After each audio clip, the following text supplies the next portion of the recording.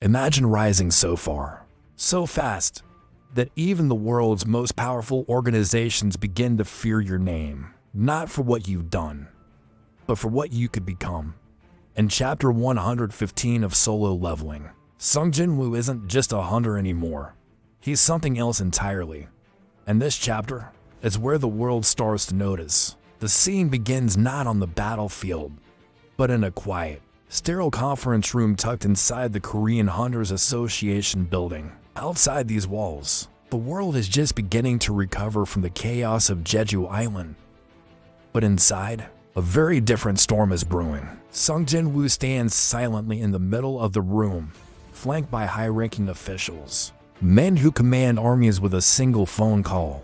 Men who shape the future of the nation behind closed doors. Yet at this moment, they're all focused on one man. And that man is just standing there, calm, collected, not out of arrogance, but because he already knows that none of them can understand what he's become. A representative clears his throat and breaks the silence. Mr. Sung, could you explain what happened during your last solo raid?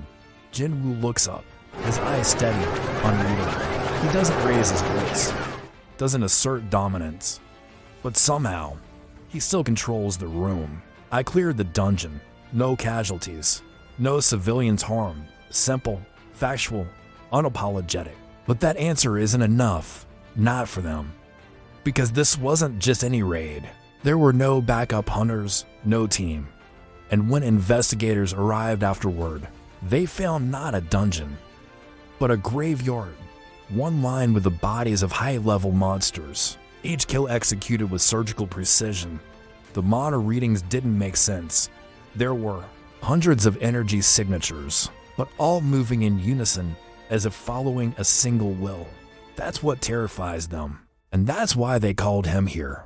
One of the officials leans forward. His voice is carefully neutral. We detected abnormal movement. We need to know what kind of ability allowed that. Jinwoo doesn't flinch. He could lie. He could dodge the question. But he doesn't, because they wouldn't believe the truth even if he told them. Instead, he simply responds, "That's classified." By the system, a beat of silence. The room doesn't press further. Not because they're satisfied, but because they're afraid.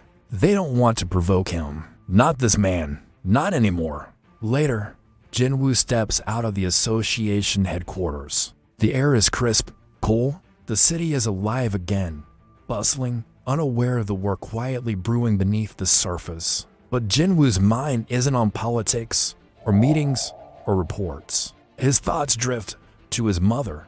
He hasn't visited her since the raid, since he gave her the elixir of life, since she opened her eyes after years in a coma. And now, standing at the entrance of the hospital, Jinwoo feels something he rarely feels anymore. Nervous.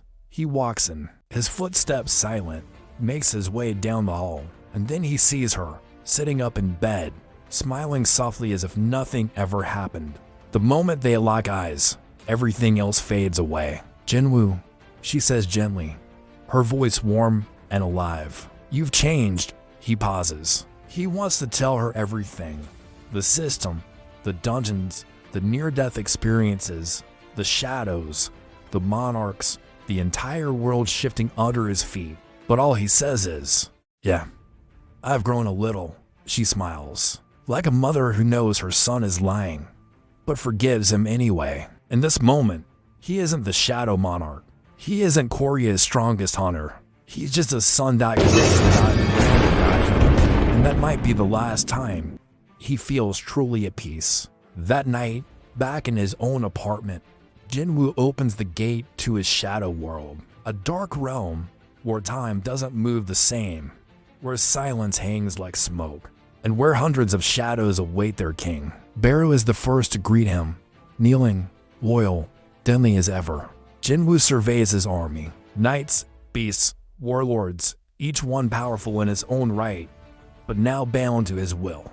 He lifts a hand, a pulse of power ripples outward, and with it a new shadow emerges. It slithers out of the darkness, sleek, fast, almost serpentine in its movements. It's one of the monsters from his last raid, reborn, reformed, and now under his command. "You'll be Kaizo," Jinwoo says, and then he does something none of his shadows expect. He climbs onto Kaizo's back. With a burst of energy, they launch into the sky, soaring above Seoul. Shadows trailing behind like ribbons in the night.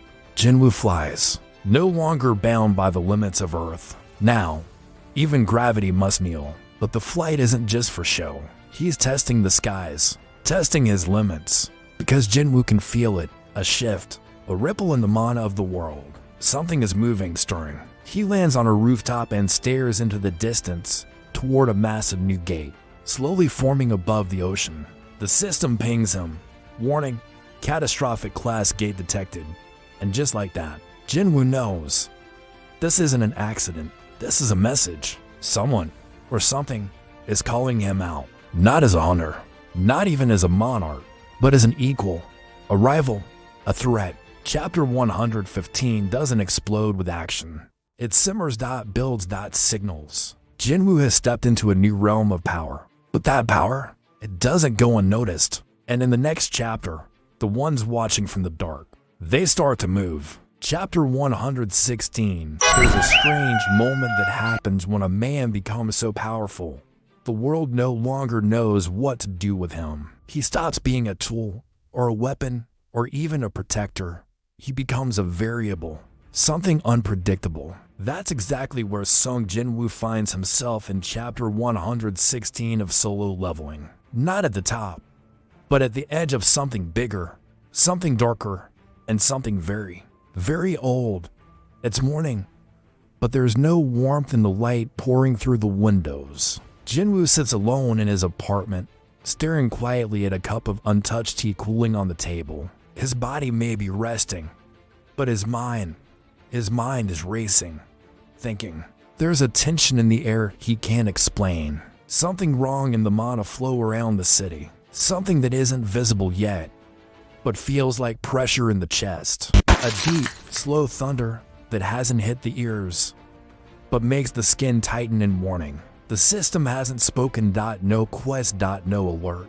And that silence, that unnatural calm, makes Jinwoo uneasy. He glances at his phone.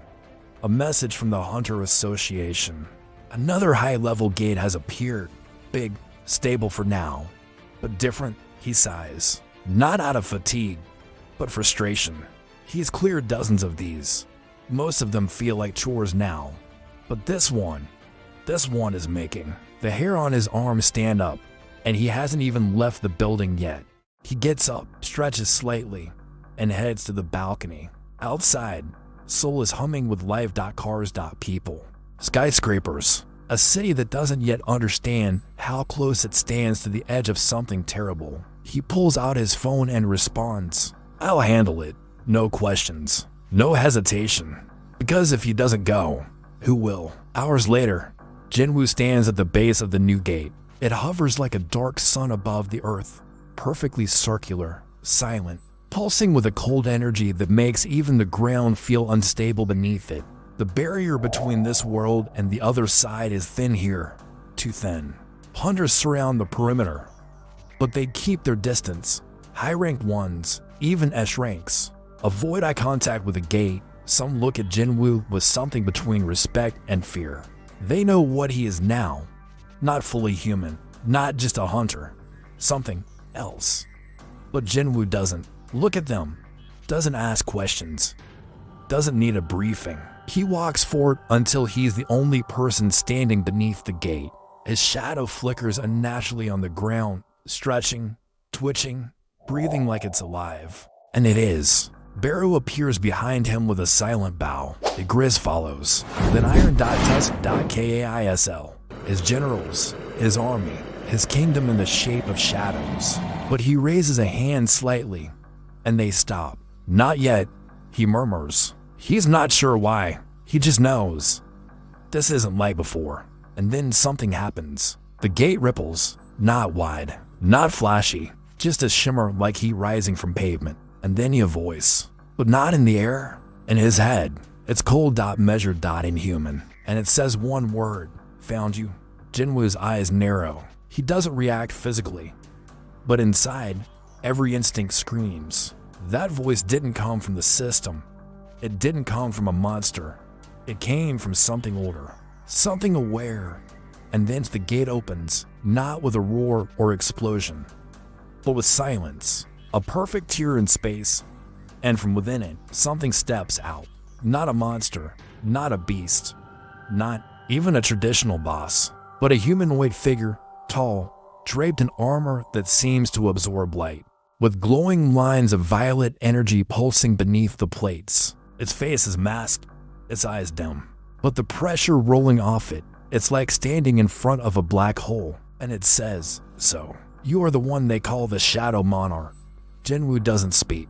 He stands there, not out of fear, but calculation. This being isn't bluffing. It radiates the same power Jinwoo felt in the Red Gate, in the Demon Castle, in the boss fights that almost killed him, but more refined, ancient, intact. You walk with death at your heels. The figure says, "You command it, yet you do not understand." At Jinwoo's gaze sharpens.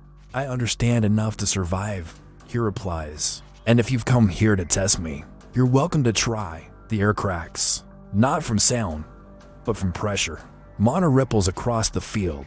The hunters outside the zone collapse, some fainting, some scrambling for cover.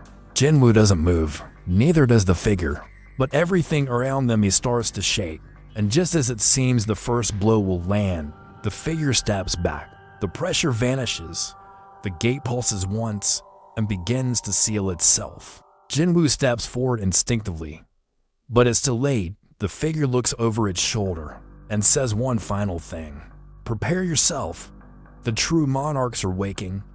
And with that, it disappears. No sound, no light, just gone.